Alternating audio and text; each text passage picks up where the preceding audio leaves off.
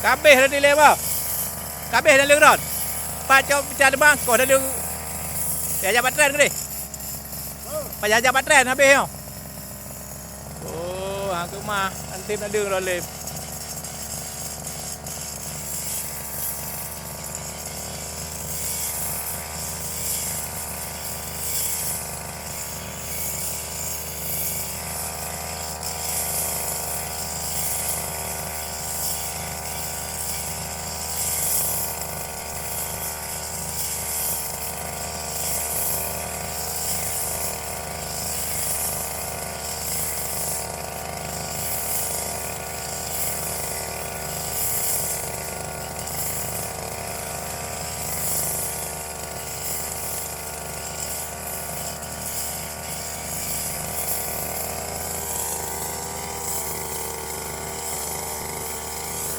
Dia kebun yang ditanami dengan rumput GH untuk pakan sapi milik Hamdani.